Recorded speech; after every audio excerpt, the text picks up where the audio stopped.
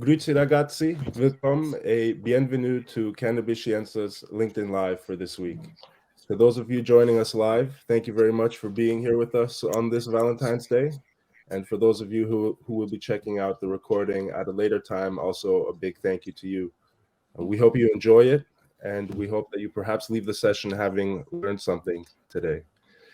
Cannabis aims to combat the bottlenecks of the medical cannabis industry using the power of education and through the training of healthcare professionals on the effective use of cannabinoid medicines. In doing so, increasing access to medical cannabis for patients worldwide. Here you can see an overview of our services, and if you'd like to scan the QR code and get in touch with us, you can do that. And also, we'd like to bring some attention to the upcoming launch of our Principles of Clinical Cannabinology Handbook. It's also around the corner. Amongst other things, it covers the endocannabinoid system, clinical practices, regulatory landscapes, and available products in different markets. If you're interested in learning more about the handbook, please also feel free to scan the QR code there. And now, to go back to today's topic, we are here to discuss the role of nurses in medical cannabis. And I can't think of a better day to touch on this topic than Valentine's Day, because this is a topic very dear to my heart.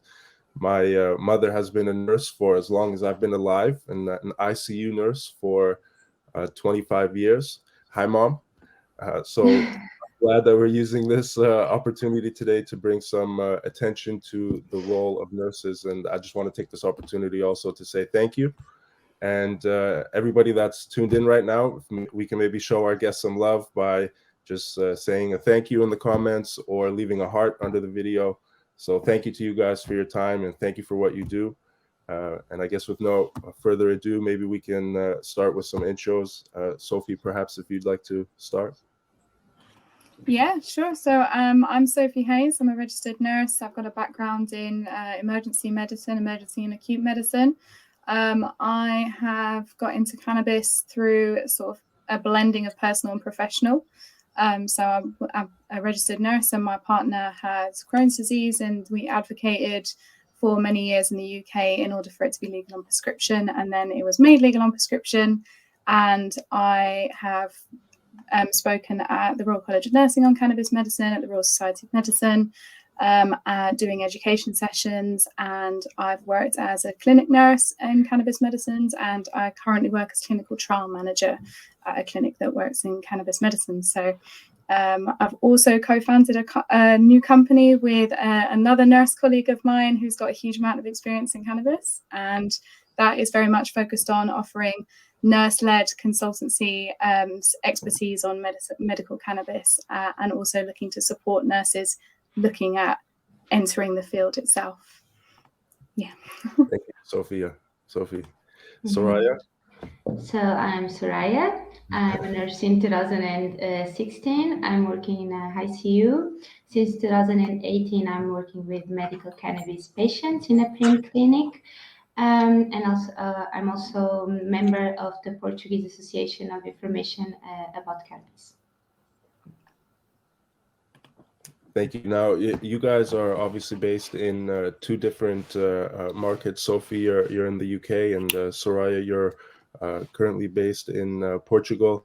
Perhaps you can maybe give us a little bit of an overview of how the accessing of medical cannabis by patients works in your home country. Perhaps Sophie, you could kind of take it away. Yeah, of course. So at the moment, the estimated number of patients on prescription in the UK is about 20,000. There's about 20 clinics that now prescribe cannabis medicines. It's all through private access. The majority of it's through private clinics like these. Patients either contact the clinics directly and self-refer and go through an approval process at the clinic before they see a doctor and get a prescription. Then that prescription is usually delivered to their home. There are about 2 different cannabis medicines that are available in some CCGs, so some clinical governance groups. They're now called something else, in the NHS. So some patients are fortunate enough, depending on where they live, to get that covered by the NHS, so our National Health Service, for free, and other people are not so lucky and do have to pay for it. So that's the current situation at the moment. Thank you. And Soraya, what is the lay of the land currently in Portugal? So in Portugal, the situation is a little bit different. Medical cannabis is legal since 2018. Until 2021, we had only Sativex and also Epidulex available under medical prescription. And since 2021, we have also a flower available in our pharmacies. So cannabis is legal for 7 therapeutic indications. Every doctor in Portugal can prescribe cannabis through the informatic system, and then the patient has to buy it in the pharmacy. We have no reimbursement, so we have for Sativex 37%, but for the flower that is available since 2021, there is no reimbursement, so the patient has to pay it all. Interesting. So that's the same both in the UK and Portugal, that patients are basically dependent on themselves. And you touched on the products a little bit. Sophie, what are some of the products that are available in the UK at the moment? Oh, Sophie, I think you're on mute. Thank you. So me and Soraya have actually talked about this previously, about the disparity in the people who produce cannabis medicines and the amount of cannabis medicine products in each country. So we have in the UK very few, I think maybe 2 or 3 maximum companies that produce cannabis medicines in the UK, but we have like almost 100 over 100 products, that we have a huge range of different flowers from different producers from all over the world. We have cannabis oils that are sublingual oils, and we also have capsules. We also have cartridges that are sort of liquid extract in a pre-made cartridge that can be vaporized as well. So there's quite a lot of options. I still think there are deficits in products that, like, for example, I would really like patches, I would really like suppositories, I would really like lozenges, for example, for a variety of different conditions. I think those would be more appropriate for certain things. But we're quite fortunate in the UK that we have quite a range to choose from, actually, compared to obviously what Soraya's been talking about. Yeah, and Soraya, perhaps you could just provide just a little bit more insights. You said it was just 2 products that are available, so that really limits kind of the therapeutic options with just 2 products, I think, right? Yeah, we have Sativex and Epidiolex, and then we have just one flower with 18% of THC and less than 1% of CBD. Yeah, that's the only product we have available now. We have no oils, no CBD, so it's very limited. Yeah. Now, we just kind of mentioned that it's, very different, obviously, from jurisdiction to jurisdiction. In Germany, the role that a hospital setting plays and the nurses play is very different to the UK, is very different to Portugal. So perhaps you could give us some insights on, what the role of the nurses are in the cannabis therapy for the patients, and maybe also touch on some of the personal experiences that you've had. Soraya, perhaps you could start with your insights. Okay. So basically here in Portugal, there is not like a defined role for the nurses. I guess each one of us is trying to, when we have to work with medical cannabis, we try to do our best. I was working in a pain clinic, and basically there we the first contact with the patient, we did like an anamnese where personal data were collected, and then we were teaching the patient about the treatment itself, how it acts, drug interactions, possible adverse effects, and also teaching about the device manipulation, the vaporizer. Then we do like a follow-up at the end of the first, second, and third week of treatment. And in this contact, we were we clarify some questions, and we also evaluate the impact of the treatment, and eventually we make some adjustments in the dose. Interesting. And what is that first contact like? Those first conversations with the patients? I mean, when they find out or when they start, considering a cannabinoid, component to their treatment, are they, what is that first reaction like? Do they? I'm sure there are some, FAQs and that come up often. Is there some that you could maybe share with us, like those first conversations with these patients?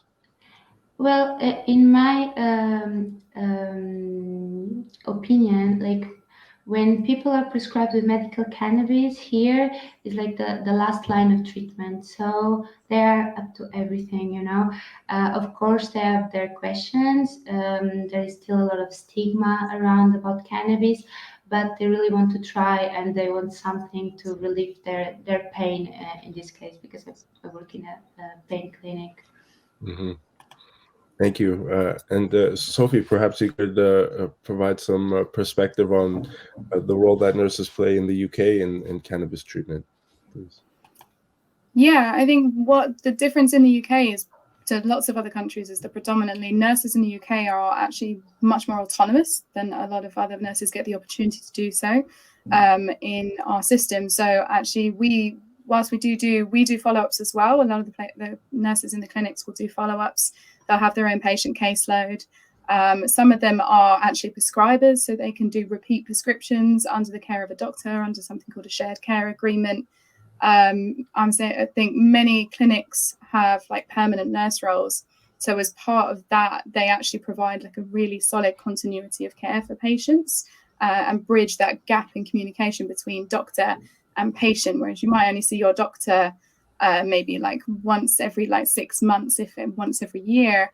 And that actually the nurse is the person that you actually will speak to the most. And as Soraya said, actually, it's the nurse who has the time to actually spend time talking to that patient, assessing what symptoms are being managed by their current prescription, where the deficit is, and what might be the best product or the best new prescription to trial in order to get them to their own goals. So one of the things that I used to do was get patients to set a lot of their own goals, because it guides both them and us in terms of what we're trying to achieve. You know, it's, yes, we're trying to get rid of like reduce pain levels, but we're also trying to improve your sleep, or we're setting goals like I want to be able to play with my grandchildren, or I want to be able to get down on the floor, I want to go back to running, or swimming was a massive one for lots of people.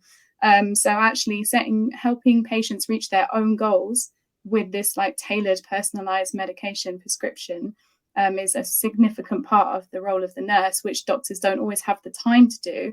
And a lot of the nurses that I work with in this space in the UK actually have a very good knowledge of cannabis medicine. So they're able to have conversations with the two groups of patients that approach clinics for cannabis prescriptions. So one of them is what we would class as expert patients. So patients who prior to the law change were very knowledgeable about cannabis, were managing their symptoms as much as best they could with self-sourced products.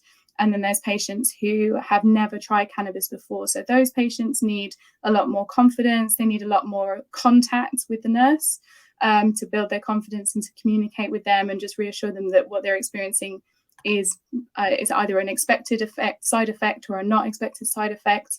And the expert patients really is about having a conversation on a sort of equal level, that you respect that they have a lot of knowledge already about the medication, and no one knows their body better than them. They are aware of what actually does and does not work because they live that experience every day.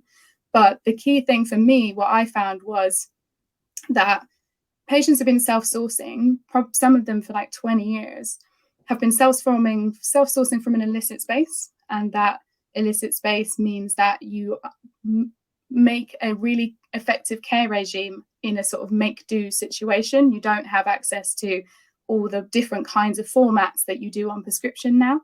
So one of the conversations we would have often was a patient would arrive and say, you know, I've been medicating for 20 years.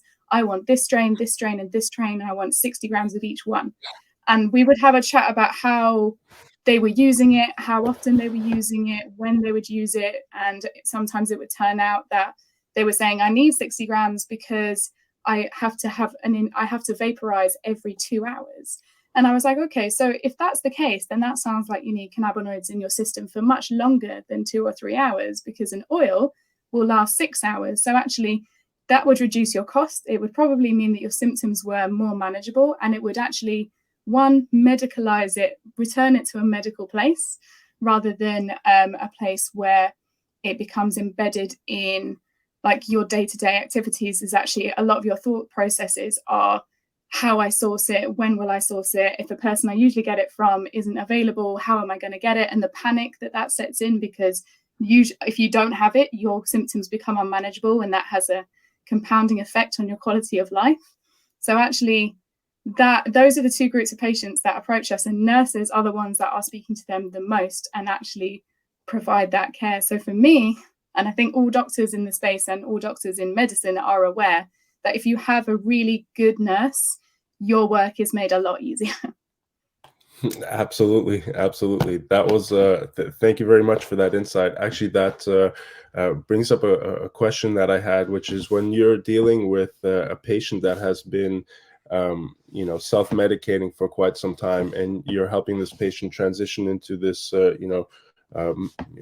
medical therapy, what is the feedback usually that you get? I mean, I know here in Canada, for instance, a lot of the medical patients are really turned off by the quality of the product that's available, going let's say the new available routes. I know you mentioned changing sometimes from flower to extract, but in general, what have those experiences been like, helping people go from the illicit market to the medical market now? Yeah, I mean, it's for some patients, you are successful as a nurse in managing those patients successfully if you are able to work with them. If they are just meeting them on that level, I think it's like, I'm trying to think of the best way to say this. It's that if someone has been medicating themselves for a long period of time, it's usually because they've lost faith in the medical system and medical professionals, because they've had really negative interactions with medical professionals when they reveal their cannabis use. And so when I was doing advocacy work, what I saw was a lot of unwell patients with deteriorating conditions removed from the medical system completely, with no follow-ups, no scans, so their underlying condition potentially was getting worse because the symptom management they had going on with the cannabis was so effective. So a lot of the conversations initially with patients, especially expert patients, is about rebuilding trust in the medical system. It's less about, your first conversation with that group of patients, I found, is less about the actual products themselves. The initial conversation is about letting them know that you genuinely are listening, you genuinely care what they have to say, and that you respect their level of knowledge, and that we're a team that is going to work with them together, not someone who's about to dictate to them what isn't best for you. And that's how those are my most successful conversations. So when I've found patients who have actually trusted me enough to trial like a balanced flower, or to trial oil in place of flower, or to do a combination prescription, which means they have less flower but they have more oil, means that they've said things like, I actually have more brain space to think about the things I really enjoy, because I'm not obsessing about making sure I've got my cannabis. Or even if it's on prescription, they take it out into the world and they feel self-conscious about it, because if it's a flower, regardless of even if it's in a vaporizer, they're concerned about processing it or grinding it out in public because of the smell. So it's actually, when you get that right, they feel more comfortable, less anxious, more confident, and actually they go back to things. So I had patients go back to do their GCSEs and pass them, which was amazing. They had ADHD and they hadn't done it previously, and they wanted to do it with their son, so they did that. I had a patient go back to open water swimming and sailing, and actually going out to do socializing with other patients. That was a big thing. So I think for me, it's mostly the first conversations about rebuilding trust, and less about the meds. And when you finally reach that point where they trust you, you can discuss the medication. I think that's the key. Yeah, That's awesome. Thank you. Soraya, do you have anything that you could add to that? Maybe, talking about those first conversations with patients, with new patients, and also maybe your experiences with helping patients kind of moving from the illicit market and, regaining that confidence in the medical system, in Well, the health. I'm totally agree with Sophie. Like, I guess the first conversation is to rebuild the confidence in the medical system, and I guess we nurses we also have like the privilege to spend a lot of time with the patient and be closer to them, and I guess that's very important, and that's what the majority of the patients what they are looking for in the medical system and what they don't really find. And with medical cannabis, you really have to do it. You really have to spend with. Well, you should do that with every patient for sure, but I guess in my experience with medical cannabis, you really have to spend time with the patient. You really have to listen to him and clarify his questions. And yeah, I guess is that. Yeah. And Sophie touched on this a moment ago. When as the laws were changing, and you guys being this often primary contact for patients seeking advice, and you guys were kind of put in a situation where, okay, you have to educate yourself on this subject matter now, and also be confident enough to speak to the physician, speak to the different patient types. What was that like in your home countries? Like, what have you guys been doing to educate yourself and keep an eye on the developments? Because this is obviously something that we as Cannabis Scienza are tackling, and we're here to Yeah, support you Christian, guys. can I just enter for a second because I actually entered the live, sorry, but I couldn't stop myself. I One thing that I really strike with me, and now I've been doing this job for a while, so most of our students are actually healthcare professionals, but mainly doctors. And one of the first thing that I find very difficult is actually the level of stigma and difficulty to get through with this type of conversation. And instead, I get always a kind of massive excitement when I hear people like Sophie and Soraya talking, because they really get the patient. So this thing about building the confidence, I probably very rarely heard it from an MD. I'm sorry, but it's really true, and it's so important because without that level of trust, it's impossible to suggest anything. So I was wondering, do you find that nurses in general have less stigma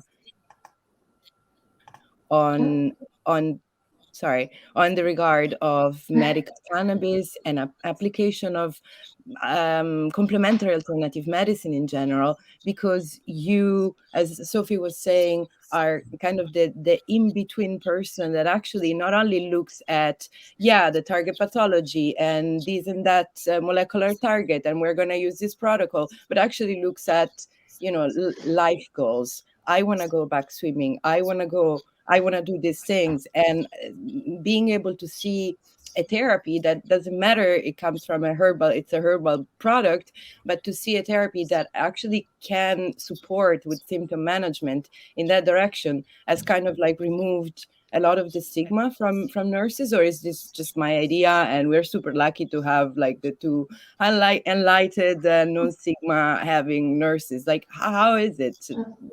Sorry. Yeah, in both countries, like, yeah. Well, in my opinion, I guess it's not about being a doctor or a nurse. It's about the person. Of course, yeah, we are more focused on maybe life goals, and doctors maybe on targets and everything. But I guess it's depending on the person and not about well, if it's a doctor or a nurse. In my I met like people like doctors who were really interested about cannabis and were educating themselves about cannabis, and also nurses that were doing that. And I also met like doctors and nurses that were not really believing in the therapeutic potential of cannabis. So yeah, I guess depends on the person, not the education.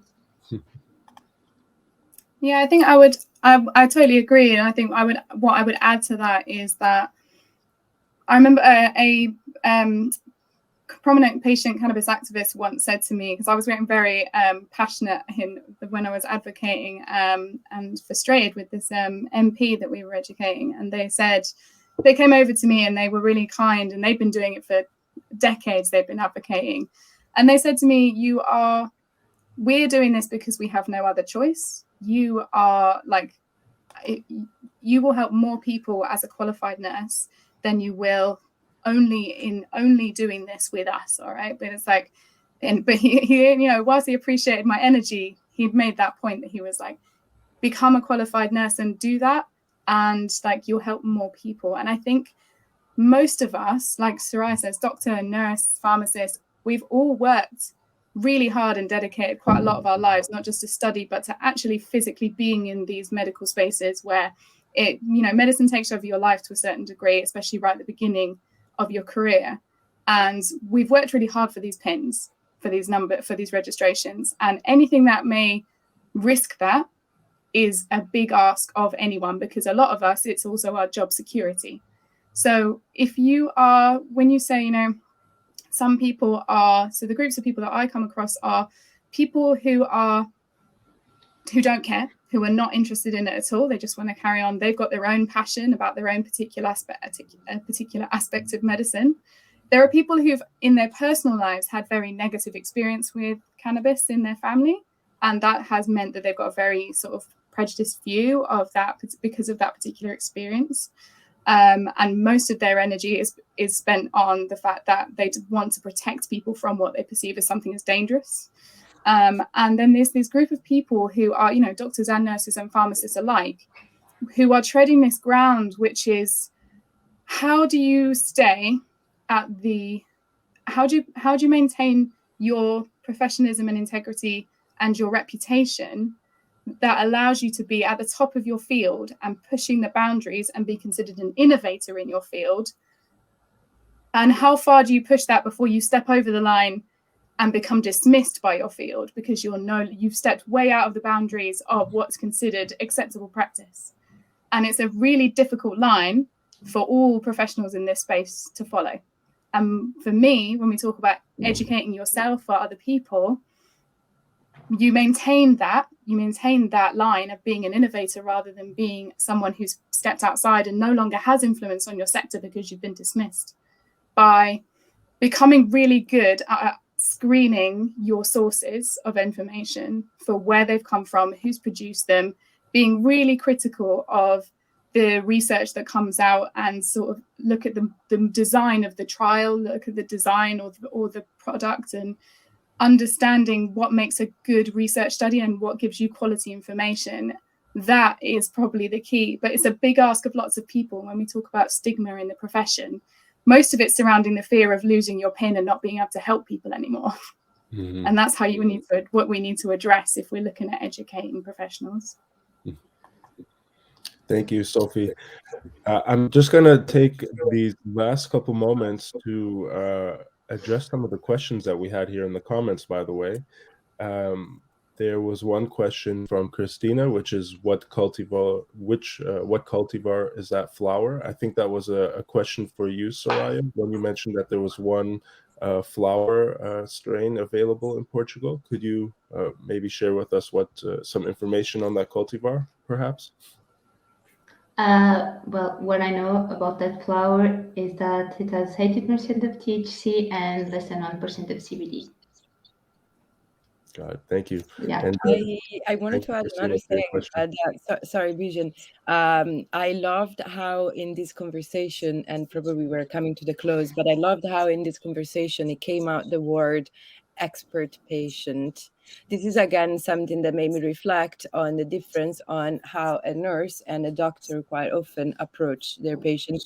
Very often I find, unless it's a doctor friend of mine that probably is an abnormal doctor, but most of the time what I find is that it's actually more lived as a confrontation the moment you have actually a patient that is expert about their therapies and can tell you stuff, and you can humbly learn from them. Whilst I see you, Sophie, talking with a completely different tone around it, like, oh wow, I can get his life learning, and I can get data from this, and I can learn from him or her, and this is great. We can have a equal conversation. He knows or she knows what they're talking about, and I find this quite hilarious. So thank you for mentioning that, and actually a shout out for any patient association that is connected now. We are going to have a live with the patient association coming soon, and we want you to have this platform because we know how valuable, like, actually the expert patient is,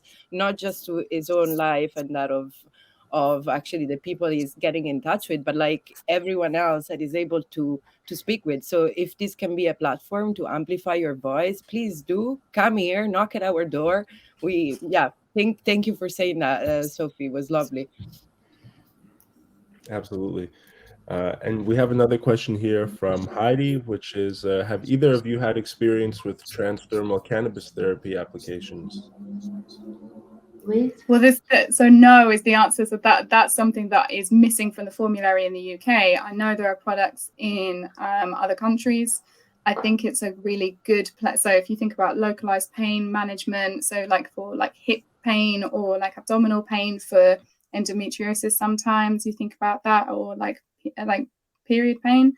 But also if you think about addiction management and titrating down from more sort of, we're talking more like illicit drugs more than sort of prescribed drugs, because that involves a different process. But if you can have a patch that is difficult to remove, it's kind of not dissimilar to like coming off of like cigarettes, for example. So we've got nicotine patches, so it's got a slow release. But I would really value if there are producers out there that are looking to have transdermal patches available on prescription in the UK and produce them to GP and GMP standard. I'm missing them, so I'm with you, Ivy. I want that to be in existence. Usually transdermal patches are helped or aided with terpenes so that the absorption into the derma and into the skin, it's readily more available. Yeah. It's funny how here actually in Italy a couple of years ago we put a law to put a sort of like limitation to the pharmacy making this, because even for just lumbalgia, I find them absolutely, it's great how we can skip the systemic pharmacokinetic in some cases, which can be, especially for pain, you want like a high dose, but then you want to be operational as well and like do something. Mm-hmm. Otherwise you would be like just stuck in the bed. And but yeah. Awesome. We have one more question here. What about talking about cannabis in a TEDx? I think yeah. I think we should do that. So I think anything that we as a community in this industry can do to push education, especially the work that you guys do. It sounds like what you guys do is also very similar to the role in terms of being that point of contact for the patients. The role that pharmacists play in Germany. In Germany, the pharmacist is very accessible to the patient and is kind of in between patient and doctor, knowledgeable of products. So it's an honorable but tough position to be in, and it's an ongoing challenge. So again, thank you to you guys, and thank you very much for your time today. Thank you very much to everybody that tuned in, commented, liked, and everything. And shout out to all the nurses out there. Thank you for what you do, and happy Valentine's Day, everybody. Thank you so much. Thank you so much. Yeah. Nice.